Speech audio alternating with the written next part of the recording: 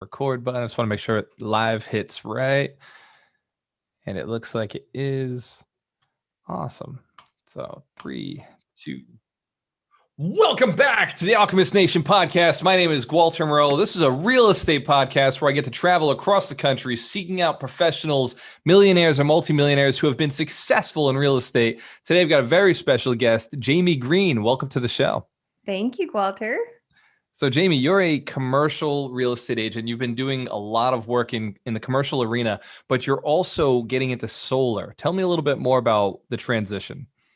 Well, I have not been a commercial real estate agent. I am here we interested go. in commercial real estate, but just to clarify, that's not my expertise. My expertise is actually in solar. So I help the investors who are investing in big, warehouses and even storage facilities or any type of commercial property, industrial, agricultural properties. I help them get solar for their properties and replace their expenses that they're spending and paying to the utility company instead of basically renting out their energy and being subjected to rate increases over time. I help them invest in their solar systems and storage, EV car chargers, all the things that they would need to be self-sufficient as much as possible So on cash their commercial flow. properties. Yeah, cash You get flow. cash flow, more cash Yeah. flow. More cash flow, because these businesses and commercial properties, if it's done right, they can take advantage of the ITC, which is a 26% federal tax credit, as well as depreciation of the cost of the equipment. So their ROI is, 4 or 5 years. Excellent. I like that. So you're talking like a 25% return on investment. So Jaime, how did you get into it? What made you say, I'm going to go start selling solar? Did you watch one of Elon Musk's movies, videos and say, yep, that's the future. I'm going in. I'm following Elon. No, that's not. No. Well, first off, I am a stay-at-home mom. So I have 3 young kids, almost 9, a 6-year-old and a 4-year-old. And when I got introduced to solar. No, that makes sense. So having kids makes you think solar. It's obvious at this point. Well, it's, we were driving down the road today. We dropped my daughter off at gymnastics camp. And there was this diesel truck with a huge exhaust. And just every time he hit the accelerator, big plume of black smoke. And my kids are like, gross. I go, I know that's what it's like. That's why I'm in solar, is for clean energy. They get it. They understand it. And they want to know, why doesn't everyone have solar? And I said, that's why mommy does what I do. I like that. And so obviously it creates you're an entrepreneur. At the end of the day, you are an entrepreneur. You just got back from 10X and you were at one of Grant's recent events. And you and I were talking about it a little bit. What is it that being an entrepreneur allows you to do with your kids? You have more free time. Is that fair to say? More free time, more big conversations. Like my son goes, Mom, I want to be a pressure washer when I grow up. And I said, what? And I said, as your mother, I will not allow you to be a pressure washer. Not allowed. Now, in terms of if you wanted to create and build and scale a pressure washing company where you employ pressure washers, because there is a need for that, yes, I will allow you to do that. But as your mother, and knowing what I know and knowing how I grew up and everything, I said, no, you're not allowed to be a pressure washer. I don't even know where we came up with that idea, but it was at breakfast this morning. Supportive as a mom you are. Like my mom did the same thing with me. I wanted to be a garbage man because they got to ride on the back of the truck. And she's like, no. Those are fun jobs, right? Fun jobs. I'm like, yeah, but it's going to be a blast. Look at how fast they get to go on the back of the truck. I actually met a gentleman at the 10X event that I was at who owns a waste management company. And he's a race car driver. He has he's got like 5 businesses, but he had a girlfriend who did not want to continue dating him because he smelled like garbage because he actually liked going on the garbage runs, but he owns the business and all the trucks and everything. But I was like, wow, you really can make this a business and grow it and do well and scale it and do well with it, So So I support those people, but for my kids, I want them to know that I want them to be the business owner investor. I don't want them to be the employee. you I know. love that, Jamie. My mom Yeah. never gave me that when I was young enough. She was like, it's always a job, job, job. And it took me a long time to get past, working for a job. So you didn't come out of the womb thinking entrepreneur. Like, what was your first thought, to switch it up and say, because obviously you went to school like everybody else. You probably went to college like everybody else, and you were given this path, this kind of set path. What took you off of it? Well, I dropped out of college my Same. freshman year, and I Nailed got it. it. It just didn't make sense to me to go into debt because I had to pay for my college. I got some scholarships, but not full rides. And so I dropped out and then I got a job at Boeing. I traveled all over the world for Boeing. And that was like really my college education. So I learned real life skills on the job or on the job around the world. So all the places I've been in the world. Um, but I was I realized I don't want to spend my whole entire life at Boeing. And granted, there are people that are meant to be employees and you need the employees and everything. But for me, I just saw that there was more to life than working at a desk or working in a company for 30 plus years and then retire and then go from there. I much rather spend my time creating or doing something to solve a bigger problem. And yeah, that's why that's what spurred on this entrepreneurial journey for me. Side hustles that turned in like, oh, maybe I could grow this into a business, but then I realized it's the wrong vehicle for the things that I want to accomplish in life. Um, so that's kind of where I went from being an employee to starting to be an entrepreneur. I wanted to start a digital marketing agency. And as I was doing that, after having 3 kids, my daughter was just born. A friend of mine reached out to me on Facebook and said, "Hey, what are you up to these days?" And I said, "I'm starting a digital marketing agency." And he goes, "Oh, awesome." I go, "What are you up to?" And he goes, "I'm helping my friend grow his solar company." I said, "Oh, tell me more." Because I thought in my mind, I thought, "Oh, I could help market for them." You're He thinking, client, I've got a Yeah, I was client. like, Let's yes, let's go. do this. And then I quickly realized he said, well, they already had someone and they were doing really great with lead generation. So I thought, okay, well, I can't help them there. But what he was doing was reaching out to me to see if I was interested in solar. And we didn't have solar on our house at the time. So I said, well, sure. Yeah, you can send a sales guy over to our house and we'll like learn about solar. Well, the guy was, oh gosh, late, brought his girlfriend, could care less that he was in my house, was just knew he was doing it out of a favor for this guy. But the message, I don't, can I cuss on your, can I say By bad all words? means, swear Okay. away. Well, I don't typically do it, but the only way that I I'm can encouraging it then. properly describe this is he just did a half-assed job, like Yep. at presenting. But surprising, I mean, the crazy thing is he's one of the top sales guys for the company that I used to work Hold with. on, Jay. We can't ask for permission to cuss and then only say ass. Where are you located? You must be in California. I'm in California, yeah. But I just am not. I'm not really someone that says a lot of. Wow. All right, so I'm glad we had so the other day I was running a training, and one of the students in the chat was saying, watch the swears, please. I was like, it's my fucking channel. I can say Yeah, whatever I want, and thank you for showing up, or get off if you're not interested. right. Here, ass is acceptable. I don't even count it as a swear word. I No. do. I do have my kids go, "Mom, was that a bad word?" Like, they'll hear a word and they know, they just know right away what the bad words are. In California, it's half the language. Half of the English language is a bad word, so they have to be careful out there. Right. Or we'll wash your mouth out with soap. No, I'm teasing. So Yeah, so good. he did a half-assed job, and then I sent him away. He left, and I called up my friend. I said, "Okay, I want to do what he does because if he did it half, and knowing me, I can do it." But the 10x. limitations, You 10x, go yeah. 10x with The it. the limitation was that I am a stay-at-home mom. Like I have my children, Yeah. and so I figured out a way to convince them to let me sell from my house or sell on my terms and not take company leads and not be driving all over the state, 6 days a week, 15 hours a day, meeting with complete strangers. So I figured out a way to generate my own leads using social media through building a personal brand, relationships and referrals. So that's how I I did residential solar.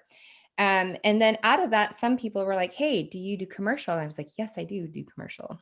So I transitioned from residential to commercial So Jamie, you talked solar. about social media. That's one of the platforms you've actually sold from. A lot of our listeners question social media. They don't know how to use it. They're thinking about doing it. They create a couple of videos. They get terrified from creating content. Yeah. What would you say draws you to do it? Why do you continue to create the content? Obviously, it pays, right? So how do Yep. you inspire yourself to keep doing it?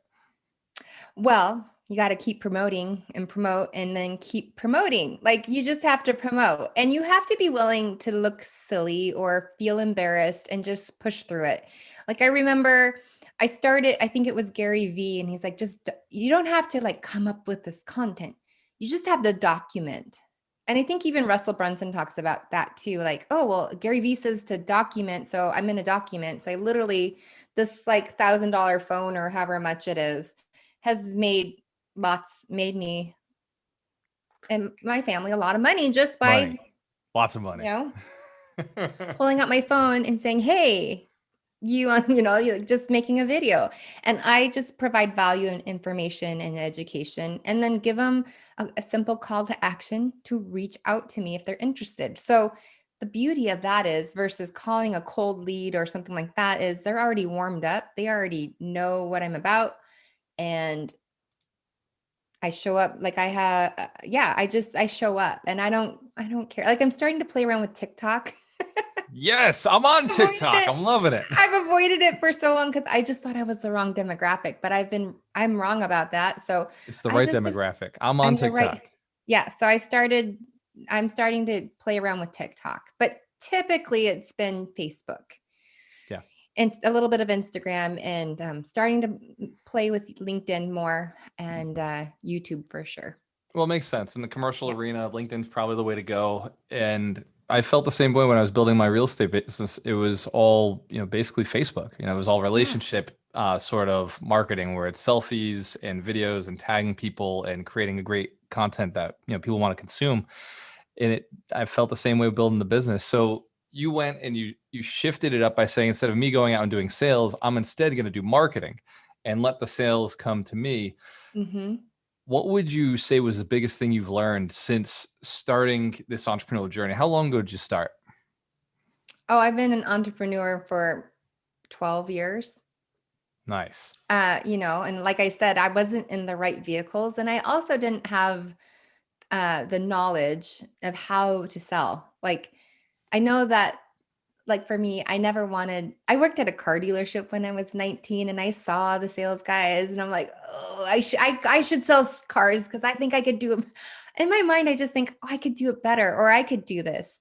But I feel like that's your theme. You always think, I could do this better than somebody else right or now. maybe not better. And maybe it's not better, but maybe it's just, I think I could do this. Like Yeah. I could do this and I could crush it. Like part of me is like, I wonder if I could go into car sales and see how I would do.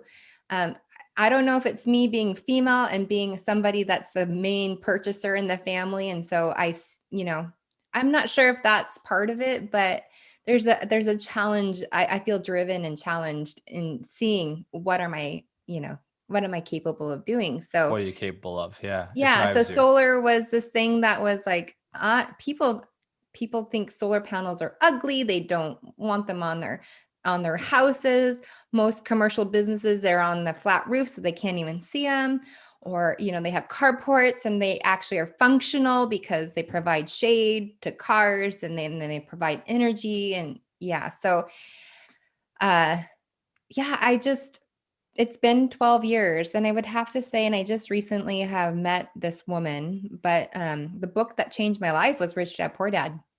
Really? Yeah, because I went from being the employee, Yep. learning about I to see and look at money differently than I was raised to. So Yeah. she wrote the book Rich Dad Poor Dad with Robert Kiyosaki, not Richard. And so that book was very, very pivotal for me. And then that just opened up the floodgates for a lot of other books that I've read and people that I've been mentored by and everything. So yeah, so it's Actually, been 12 years. I actually talk about that book in my mentorship. There's 5 books that I always give people to read, the foundational 5, and that's the first one because it kind of opens up the mind and gets you thinking about, all right, maybe I need to get out of employee and shift at least into self-employed. But the Right. real goal is to get over to the B and the I side, Yep. business and investor. What would you say has been the biggest lesson you've learned in those 12 years as an entrepreneur? Um, everyone's given the same amount of time. Obviously, I'm not at Elon Musk's level or Jeff Bezos or these. There's only There's no 2,000 people reason on the why I planet can't that be. are I've at that got level. So what's that again? there's only 2,000 people on the planet that are billionaires. So it's all right. Right. Yeah, but we all have the same amount of time on this, in a given day. And so um I think the biggest lesson, yeah, is just finding the right vehicle or the thing that you can invest your time, invest your like what you're going to spend your time doing that's going to get you the biggest ROI on time that also generates a lot of money. So, um real estate is a huge, I mean, everyone says, where did they create the most wealth is in real estate, right? It's in real In real estate. estate. My father-in-law, who has, been he passed away a few years ago, but he came to America from Ireland and had nothing. Came from his family, they were farmers, like they had a farm. Potato farms, if they're Ireland. Yeah. No, they had dairy. I think it was a dairy farm. Oh, look at that. The cows. The vegans are not going to like this part of the podcast. I I'm apologize sorry. in I advance. was vegan for a year and I about died. So vegan nearly killed you, and then you became a vegetarian, a pescatarian. You eat meat now. Bone broth mostly. Like that's the more important thing. But no, I have all the food sensitivities to everything. That's the vast majority of the vegan diet. And that's why it was like nearly making me feel like shit. There. Hey, that's better than ass, right? Well done. Look at you. Stepping up. Yeah, but the first thing that my father-in-law did when he came to America is he got into construction and then he got into real estate investing. And, that's how he built and created and built his wealth, was through real estate. And so my husband and I kind of take this idea of let's take what we're doing and generating with the solar business, and then we'll take that and invest it in real estate to create, to have that be the vehicle that then feeds the real estate and the wealth creation. I love Because that it's you one said thing it. to be rich, right? It's one thing to have a Yeah. lot of money and then have all the toys and all the things that look like, right? But it's another thing to create wealth. And so that's what we're really focused on in the last, and demonstrating that for our children. Yeah. I like what you said because most people don't recognize you need a powerful stream of income to invest. Yeah. Everybody talks about that. How do I invest for no money? And it's like, dude, you can invest for no money, but you make almost nothing because you're so highly leveraged that you really should have a stream of income. You should have something coming in while give the business time to grow. It's like planting a seed and it's a sapling and you're like, okay, throw me a fruit now. Right. You have to be patient. You have to plant those seeds and you have to let the forests grow. And it's going to take time. What is it, 20 years for a tree to actually then turn into lumber? Yeah. Like it's 20 years at minimum, I think. And so, for us to think that we can get rich overnight or create wealth unless you were an early adopter of Bitcoin and you bought it for, $4 a coin and you exited at the right time because you just knew that was the time to exit. Man, I remember when Bitcoin was $2 a coin and I was just learning. I was like, what is this? I didn't understand it. So I avoided it. Yeah. But so that's kind of the idea, but that was 12, 13 years ago when Bitcoin. 2018, my business partner told me about Bitcoin. I think it was $1,200 or $2,400. And he was like, yeah, this is probably going to be the currency of the future. And I was like, I don't fucking get it. I don't understand it. Yeah, no one understood it. And now all the thing on the last couple of years is Bitcoin, Bitcoin, Bitcoin, So yeah, I think for me, it's taking risks, finding the right vehicle that I want to ride in that's going to generate and create the wealth. That's where I'm at personally right now as an entrepreneur, business owner, is finding those vehicles and just taking that, calculated risk. Yeah. I don't want to be reckless, but I want to be willing to take the risks. So that's kind of where I'm at right now. I like that. And I think a lot of people should look at their life that way and say, hey, what is proven to work over time? We can have 10% speculative money. Like, of my net worth, I probably have less than 5% is in cryptocurrencies. So, it's speculative. If it goes up, 100, 200%, yeah, now it'll be 10, 20% of my portfolio, but it would have to go up significant amounts in order to hit that. It has to earn it. Whereas everything else is real estate and business. And those two assets, they speak for themselves. They generate. Well, it's like it gets, for my husband and I, we were looking for, I was out specifically looking for investors. So this is for your audience who are investors in real estate. Yep.